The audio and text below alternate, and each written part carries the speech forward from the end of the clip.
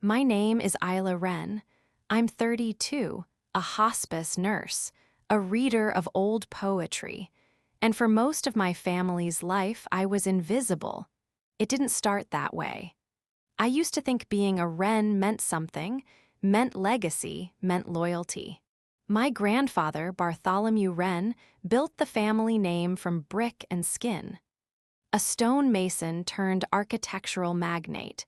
His hands shaped libraries, cathedrals, courthouses, and then used those same hands to tuck me in after bedtime stories. But over time, legacy warped into branding, and I became the outlier.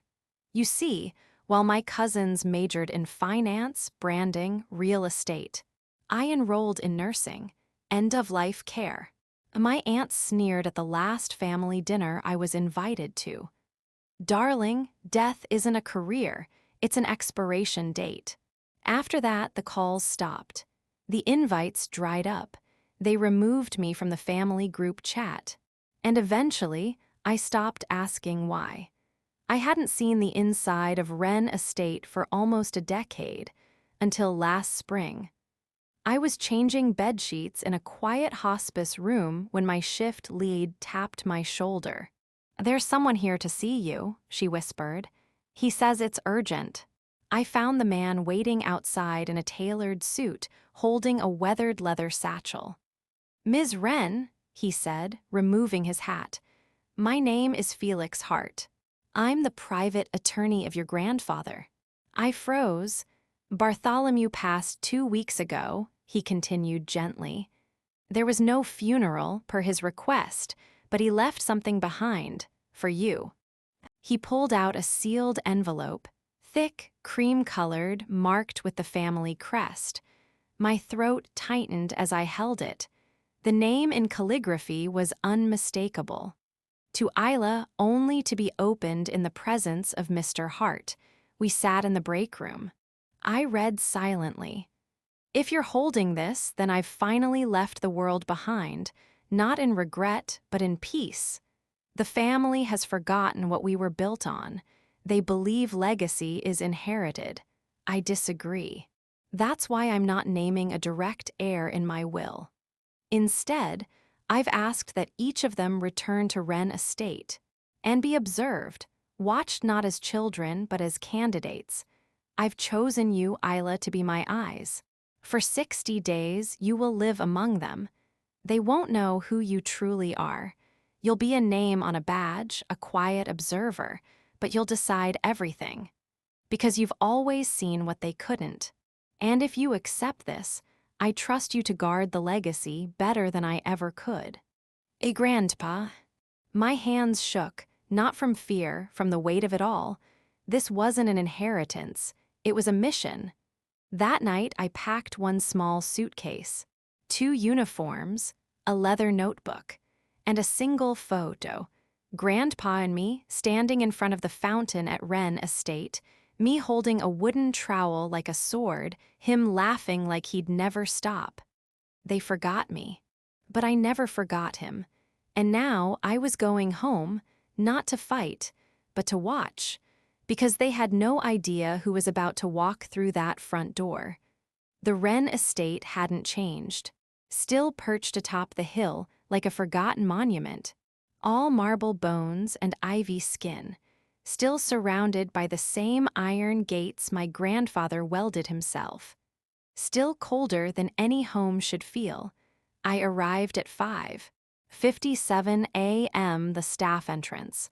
Like instructed, Mr. Hart was waiting, briefcase in hand, coat crisp as ever. "They think you're the interim estate coordinator," he said. "You'll be introduced to the family as such. You'll have access to every schedule, room, and routine. They won't be told about your role unless you reveal it, which I strongly advise you don't." I nodded, slipping the lanyard over my neck. It read, "Estate Operations, Isla W." As I entered the great hall, the smell hit me first. Polished wood, expensive cologne, and tension, old and fresh. They were all there. Ellis, my cousin, now VP of something vague and loud at Wren Legacy Group. He was the type to wear cashmere just to insult wool.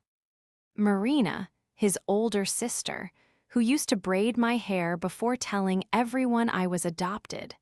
Uncle Jard, always the loudest laugh and the most bankrupt ideas. Lucy, the baby cousin turned lifestyle influencer who hadn't posted about Grandpa once. And yet here they all were, sipping espresso under his roof, waiting to pick the bones clean. "Who's the help?" Ellis asked without looking up. Marina glanced at me briefly. "Estate coordinator, I think. Temporary." "Just a ghost in a uniform. Perfect." Mr. Hart cleared his throat. "There will be no reading of the will," he announced. A collective gasp. He continued. "Per Mr. Bartholomew Wren's final testament, no individual has been named direct beneficiary. Instead, for the next 60 days, each of you will reside here together under one roof. Your actions, character, and choices will be observed. At the end of this period, the entire estate, liquid and fixed, will be awarded to the one most deserving." Marina choked on her tea. "You're joking," said Uncle Jard. "This is a legacy, not a reality show," Ellis snapped.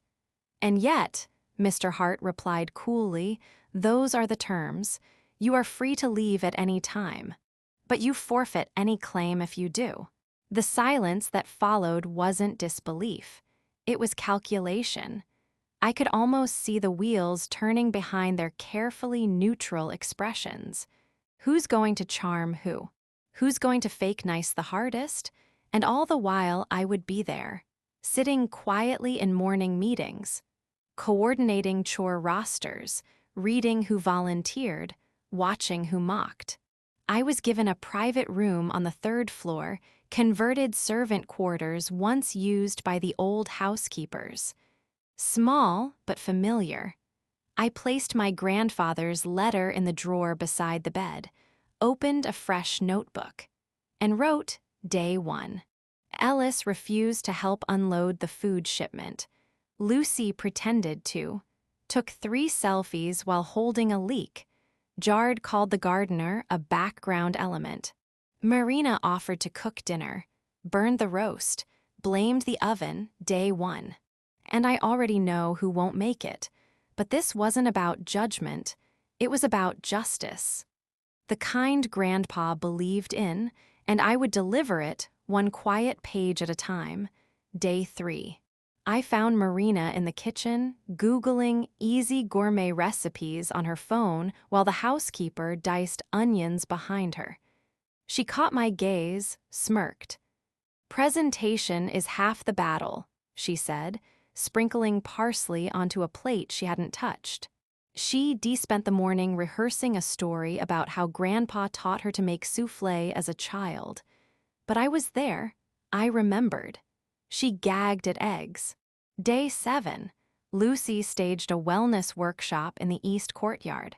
Ring lights, crystals, macrame. She opened with, "Grandpa always believed in energy alignment." Energy alignment? The man designed war memorials out of granite. Later, she asked if she could tag my account when she posted a behind-the-scenes reel. I told her I didn't have one. She looked at me like I'd confessed to murder. Day 10, Ellis cornered me in the conservatory. "I know who you are," he said flatly. I kept dusting the piano. "You're not just here for operations. You're someone's pet project, a plant." I said nothing. "You can tell Mr. Hart," he continued, straightening his collar, "that I'm not playing some moral obstacle course. He wants poise, performance. I'll give it to him, but don't mistake civility for weakness. I get what I earn." He left before I could reply, which was fine, because my pen was faster than my mouth anyway. Day 10, Ellis sees legacy as a ladder, only he should climb. Everyone else is a rung. Day 14. Uncle Jard skipped chore rotation for the 5th time. He claimed chronic back spasms, but could still swing a golf club on the estate lawn. He also accidentally read my notes once, left them out on purpose to test me, scribbled on the side of the page, "This better be satire, sweetheart." I underlined that in red. But it wasn't all venom. Day 16. I woke early to find the youngest of us, Jamie, 14, out by the garden. He was retying the trellis vines with strips of burlap. "They kept falling," he said. "Figured it'd help." He didn't ask for praise. Didn't even notice me watching. Later that evening, while Lucy was pitching a docuseries about mourning mindfully, Jamie was helping the kitchen staff peel potatoes. No spotlight, no hashtags, just quiet, consistent decency. Still, the rest of the family grew restless. By day 20, they began to circle each other like rivals in a reality show none of them signed up for. Passive-aggressive breakfast comments. Sudden interest in volunteering, only when I was nearby. Ellis launched a full PowerPoint presentation about legacy leadership strategy. Marina hosted a wine tasting, then spent the evening crying in the solarium because no one praised her notes on the Merlot. They weren't changing. They were performing, but I wasn't watching for performance. I was watching for patterns. And by day 30, the patterns were clear. Kindness fades when not rewarded. Ego inflates in the silence. But real character, real honor, it endures, even when no one applauds. They had shown me their faces, not the ones they wore at press conferences or holiday cards. The ones they wear when they think they're unseen. And the scariest part, I think even they forgot which one was real. Day 59. The estate buzzed with the kind of quiet panic only entitled people know. The kind that simmers behind perfect teeth and carefully scripted gratitude. They thought the final day would bring a ceremony, a letter, a lawyer in a gray suit handing them everything they'd earned. Instead, Mr. Hart simply informed them, "Tomorrow at 9:00 a.m. a private meeting will take place in the North Parlor. The decision will be delivered in person by the sole party Mr. Wren entrusted to make it." Gasps, questions, accusations. Who? Is it Hart himself? Wait, has someone been judging us this entire time? Ellis practically exploded. "That's not how wills work. This isn't Survivor." Lucy asked if she could stream the moment for her followers. Mr. Hart replied without blinking, "No." Jard laughed, then drank 3 bourbons and called his accountant. And me, I went back to my room, closed the notebook, slipped on the navy blazer Grandpa left hanging in the wardrobe, the only piece of his clothing I'd kept sealed until now. Inside the pocket was a note, hand-scrawled. "Whatever they say, stand tall. Truth always walks taller than volume." Day 60. 8:55 a.m. The North Parlor. They were already seated, clustered like strangers on a lifeboat, Ellis tapping his pen, Marina adjusting her scarf, Lucy scrolling tick-tock, Jard asleep with sunglasses on. Then Mr. Hart entered, followed by me. Silence dropped like a blade. Ellis sat up. "Why is the coordinator here?" Marina narrowed her eyes. "Wait, is she?" Hart raised one hand. "Let me introduce you properly," he said. "This is Ms. Isla Wren, Bartholomew Wren's granddaughter, and the sole executor of his final wish."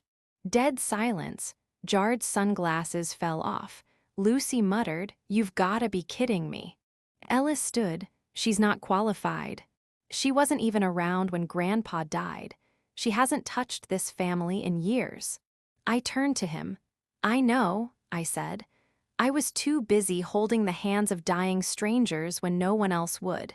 But I was watching." I placed my notebook on the table. 60 days, every interaction, every lie, every kindness, every manipulation. Marina scoffed. You mean you've been spying on us? No, I replied, voice calm. I've been remembering. Lucy crossed her arms. So what now? You get to play judge and jury. No, I said. Grandpa did that already. I'm just delivering the verdict. I open the notebook. Read 3 simple sentences. Only one person helped others without asking who was watching. Only one acted with humility, empathy, and 0 expectation. The estate belongs to Jamie Wren. All eyes turned.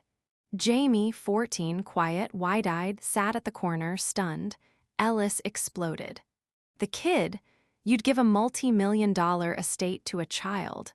Not to a child, I said. To a soul this house forgot how to raise. Jarred cursed. Marina stood to leave. Lucy asked if she could still post a farewell reel. And Jamie? He looked at me like I'd just handed him the sun. Mr. Hart stepped forward. Legal transfer of ownership will commence today, he said. Jamie's guardianship and business oversight will be handled by a trust fund until he's of age, unless he nominates someone. Everyone looked at Jamie, he looked at me. I want Isla, he said, if she'll stay. My throat caught. I nodded once. Lucy stormed out. Ellis broke a vase. Jard tried to fake chest pain. And me, I stood tall, not because I'd won, but because I'd remembered what Grandpa built this family on. Stone, steel, and silent strength. They left the estate that same afternoon. Ellis, red-faced and ranting into his phone. Marina, dragging her suitcase like it had betrayed her. Lucy, live-streaming tears to an audience that didn't care. Jard forgot his own cufflinks on the piano. Only Jamie and I remained. For a long time, the house was silent again.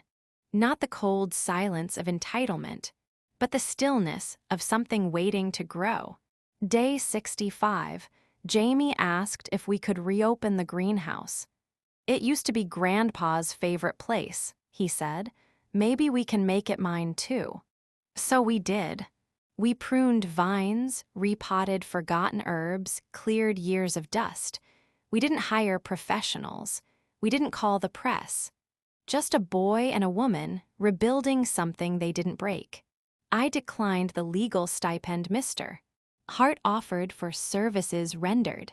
Instead, I asked for one thing. Let me keep the 3rd-floor servant quarters. He looked puzzled. You could live in the master wing. I don't want the master wing, I said. I want the page where the story changed. So I stayed there. Every morning, I'd make tea in the tiny kitchen, open the notebook, and add a line. Not observations this time, reflections. Legacy is not marble and money. It's a boy tying vines without being asked. It's a nurse nobody noticed, until silence became louder than blood.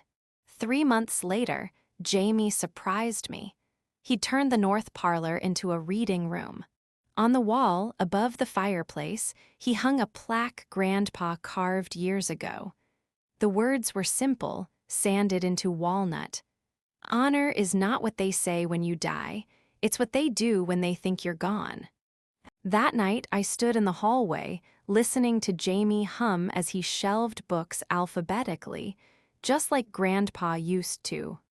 I realized then I wasn't just preserving a legacy. I was planting it, in better soil, in kinder hands, in someone who knew that greatness has nothing to do with winning the room, and everything to do with how you leave it. Years from now, they'll look at this estate and wonder, what happened to the Wrens? And maybe someone will answer. They forgot their roots, but one came back and built wings instead.